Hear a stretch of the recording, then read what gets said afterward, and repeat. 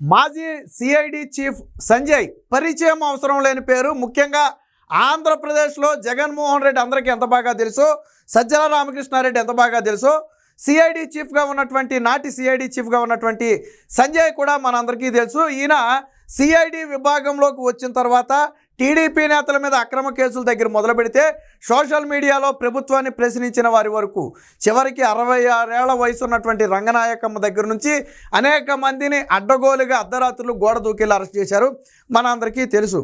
సరే, తర్వాత ప్రభుత్వాలు మారాయి. ప్రస్తుతానికి సంజయ్కి అయితే పోస్టింగ్ ఇవ్వకుండా హోల్డింగ్లో పెట్టారు. వాస్తవానికి సిఐడి అంటే ఏంటి? ఏదైనా నేరం జరుగుంటే దాన్ని ఇన్వెస్టిగేషన్ చేసి బయటకు తీసుకురావడం. కానీ అదే సిఐడి చీఫే నేరం చేస్తే, స్కాములు చేస్తే, గతంలో చంద్రబాబు గారు చేసిన స్కాముల మీద విచారణ చేశామని చెప్పుకునే నాటి సిఐడి సంజయ్ ఆయనే అడ్డంగా స్కాములో దొరికిపోయాడు. ఏదైతే ఇటీవల జరిగినటువంటి విజిలెన్స్ విచారణ ఉందో, ఈ విజిలెన్స్ విచారణలో అడ్డగోలుగా దొరికిపోయాడు.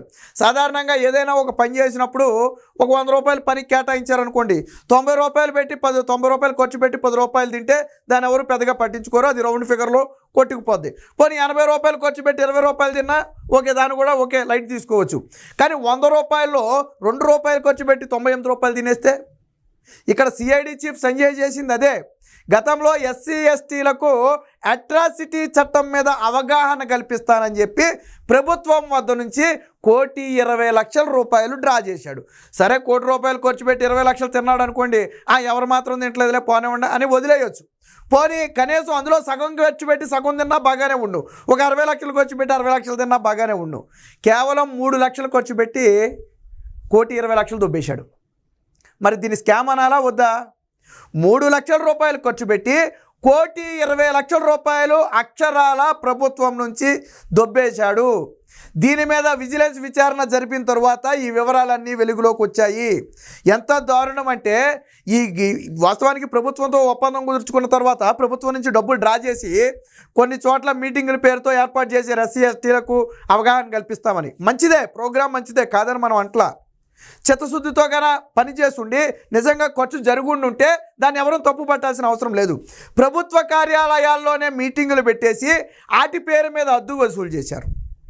వాళ్ళకి పెట్టని భోజనాలు, పెట్టని సౌకర్యాలు కల్పించినట్టుగా చూపించారు.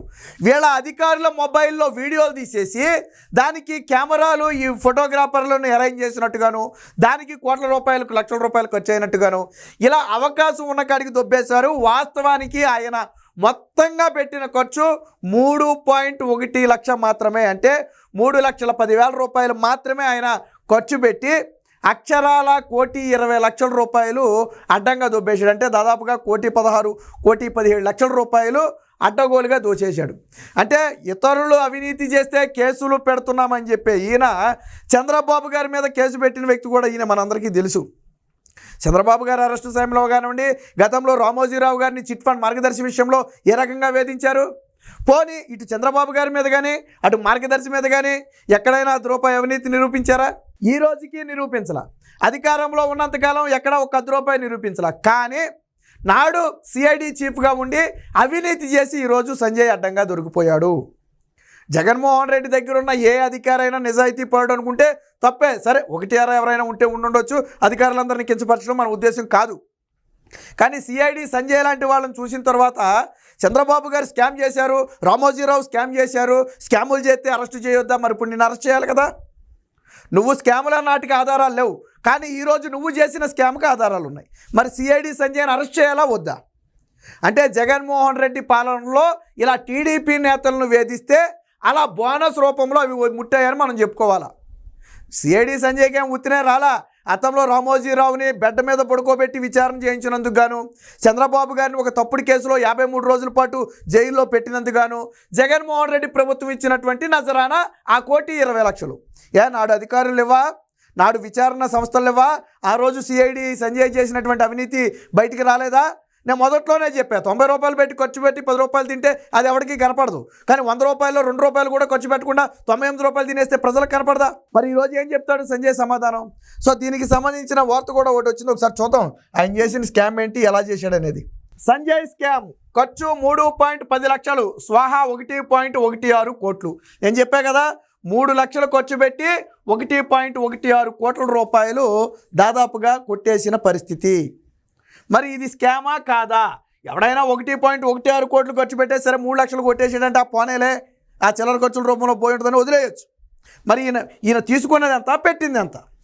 నాటి సిఐడి చీఫ్ చేసిన క్రైము అట్రాసిటీ చట్టంపై ఎస్సీ ఎస్టీలకు అవగాహన పేరుతో 1.19 కోట్లు డ్రా, అంటే 10 లక్షలు తక్కువ, దాదాపు లక్ష రూపాయలు తక్కువ 1.2 కోట్లు డ్రా చేశాడు ఆయన. అడ్డగోలు ప్రైవేటు ఏజెన్సీతో ఎంఓయూలు. ఈ ఏడాది జనవరిలో, అంటే ఎన్నికలకు కొద్ది రోజుల ముందు 2-3 నెలల ముందు జనవరిలో సమావేశాలు. మొత్తం 24 ప్రభుత్వ భవనాల్లో మీటింగులు పెట్టి అద్దె లేకున్నా లక్షల్లో దొంగ బిల్లులు. అలాగే సిఐడి సిబ్బంది తమ సెల్ ఫోన్లో తీసిన వీడియోకు లక్షల్లో బిల్లులు.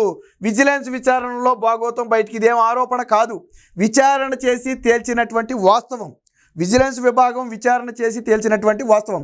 నేను ఇందాకే చెప్పా, ప్రభుత్వ కార్యాలయాల్లో రూపాయి అద్దె ఉండదు, కానీ దానికి లక్షల్లో అద్దెలు బిల్లు పెట్టాడు.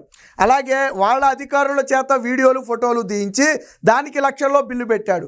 సో ఇలా ఒక చేయని కార్యక్రమానికి పెట్టని ఖర్చుకి దాదాపుగా 1.16 కోట్ల రూపాయలు నాడు సిఐడి చీఫ్గా ఉన్నటువంటి సంజయ్ దుబ్బేశాడు. మరి ఇప్పుడు చెప్పండి, వైసీపీ నేతలు సుమతి శతకాలు, అప్పట్లో సుమతి శతకాలు చెప్పారు కదా, తప్పు చేసిన వాడిని అరెస్టు చేయరా, తప్పు చేసిన వాడిని అరెస్టు చేస్తే అధికారుల మీద ఆరోపణలా. ఇవి ఆరోపణలు కాదు, నిజాలు. ఆ రోజు అయితే ఆరోపణలే నిజంగా. ఆ రోజు చంద్రబాబు లేకపోతే రామోజీరావు గారి మీద చేసిన ఆరోపణలే, కానీ ఈరోజు వాస్తవాలు ఉన్నాయి. మరి ఇప్పుడు వైటీపీ పేటీఎం బ్యాచ్ సమాధానం చెప్పాలి. సిఐడి అంటే నేర పరిశోధన విభాగం. క్లిష్టతరమైన కేసులను దర్యాప్తు చేసి నేరం చేసిన వారికి శిక్ష పడేలా చేయడం ప్రధాన విధి. ఇది అందరికీ తెలిసిందే. కొత్త విషయం ఏంటంటే, గత ప్రభుత్వంలో సిఐడి చీఫ్గా పనిచేసిన సంజయ్ నేర పరిశోధన పైనే గాక నేరాన్వేషణపై కూడా దృష్టి పెట్టారు. దళితులకు అట్రాసిటీ చట్టంపై అవగాహన కార్యక్రమం పేరిట 3.10 లక్షలు ఖర్చు పెట్టి ప్రైవేటు ఏజెన్సీల పేరిట ఏకంగా 1.16 కోట్లు నొక్కేశారు. అంటే ప్రైవేటు ఏజెన్సీలకు కూడా ఉత్తిమాటి అని దొంగ ఎంఓయూలు అయి ఉంటాయి. నేను పలానా సంస్థకి కాంట్రాక్ట్ ఇచ్చానని చెప్పుంటాడు, కానీ ఏ సంస్థకి కాంట్రాక్ట్ ఇచ్చి ఉండాలి, లేదా ఇచ్చిన సంస్థ ఈయన బినామీ సంస్థ అయి ఉండాలి. మరి 3 లక్షలు పెట్టి దాదాపు 1.16 కొట్టేటువంటి మామూలు విషయమా కాదు. ఏడాది జనవరిలో 25 చోట్ల సదస్సులు నిర్వహించారు. ఇందులో 24 ప్రభుత్వ కార్యాలయాలు వాడుకున్నారు. ఒక్క చోట మాత్రం ప్రైవేటు హాల్ తీసుకున్నా యజమాని అద్దె తీసుకోలేదు. అంటే అద్దె ఖర్చు రూపాయి కూడా కాలేదు. ఇక సమావేశాలకు ప్రభుత్వ ఫర్నిచరే వాడారు. పోలీసు కార్యక్రమం కదా అని టీ స్నాక్స్ ఎవరెవరో సమకూర్చారు. వీడియోగ్రఫీ కోసం సిఐడి అధికారులే తమ సెల్ ఫోన్లు వాడారు. మొత్తం ఖర్చు అంతా 3.10 లక్షలే. అయితే అద్దెలు, వీడియోలు, భోజనాల కోసం లక్షల్లో ఖర్చు పెట్టినట్టుగా దొంగ బిల్లులు పెట్టారు. ప్రైవేటు ఏజెన్సీ పేరిట 1.19 కోట్లు డ్రా చేసుకున్నారు. ఆ డ్రా చేసిన దాంట్లో 3.10 ఖర్చు పెట్టింది తీసేసిన 1.16 రూపాయలు సిఐడి సంజయ్ స్కామ్ చేశాడు. ఇప్పుడు వైసీపీ నేతలు డిమాండ్ చేయాలి, మా ప్రభుత్వంలో జరిగిన స్కామ్ మీద ఈ ప్రభుత్వం చర్యలు తీసుకోవాలని చెప్పి డిమాండ్ చేయాలి. ఒకవేళ జగన్మోహన్ రెడ్డికి తెలియకుండా ఈ స్కామ్ జరిగింది, మా ప్రభుత్వానికి తెలిసి జరగలేదు అని కానీ వైసీపీ అనుకుంటే, ఇప్పుడు సిఐడి సంజయ్ ఆల్రెడీ విజిలెన్స్ విచారణలో దొరికిపోయాడు. మరి విచారణలో దొరికిపోయిన వ్యక్తి మీద కేసు నమోదు చేయాలని అడగాలి కదా మీరు. మా ప్రభుత్వంలోనైనా మీ ప్రభుత్వంలో తప్పు చేస్తే తప్పే, ఖచ్చితంగా ఆ వ్యక్తిని శిక్షించండి అని జగన్మోహన్ రెడ్డి చెప్పే దమ్ముందా? ఎలాంటి అధికారులను పెట్టుకున్నావు నీ చుట్టూ? ఎందుకు సిఐడి సంజయ్కి ఈరోజు 1.16 వచ్చింది అంటే, నేను ఇందాకే చెప్పా, చంద్రబాబు గారిని, రామోజీరావు గారు లాంటి వాళ్ళని వేధించినందుకు గాను, మళ్ళీ ఈయన పెద్ద పుడింగిలాగా రామోజీరావు గారి వ్యవహారం తెలంగాణలో సంబంధించింది పూర్తిగా, అది ఇక్కడికి సంబంధించింది కాదు.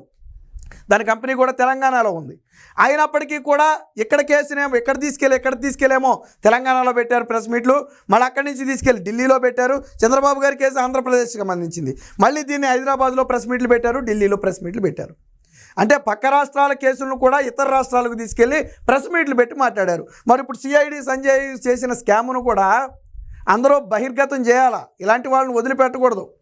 ఎంతోమంది నిజాయితీగా పనిచేసే అధికారులు ఉన్నారు, అలాంటి వాళ్ళలో ఇలాంటి చీడ పురుగులు కూడా ఉంటారు ఖచ్చితంగా. ఈరోజు సిఐడి సంజయ్ చేసింది ఖచ్చితంగా స్కామే. ఇప్పుడు జగన్మోహన్ రెడ్డి కూడా దీని మీద చర్యలు తీసుకోవాలని డిమాండ్ చేయాలి. ఆ రోజు టీడీపీ నేతలను, కార్యకర్తలను వేధించిన వాళ్ళకు జగన్మోహన్ రెడ్డి ఈ విధంగా దొడ్డిదారును దోచిపెట్టాడు అనమాట. డైరెక్ట్గా ఇవ్వడం కుదరదు కదా. సో ఇలా ఏదో ఒక పేరు మీద సిగ్గుచేదు ఎస్సీ ఎస్టీల పేరు చెప్పుకుని దోచుకుంటారా? ఇంతకంటే నీచమైన ఇది ఉంటుందా? ఆ రోజు ఎన్నెన్ని మాటలు మాట్లాడాడు ప్రెస్ ముందుకు వచ్చి. ఖచ్చితంగా మాజీ సిఐడి చీఫ్గా ఉన్నటువంటి సంజయ్ చేసిన ఈ అవినీతి మొత్తాన్ని కూడా బహిర్గతం చేయాలి. చట్ట ప్రకారం వీరందరి మీద కూడా కఠిన చర్యలు తీసుకోవాలి.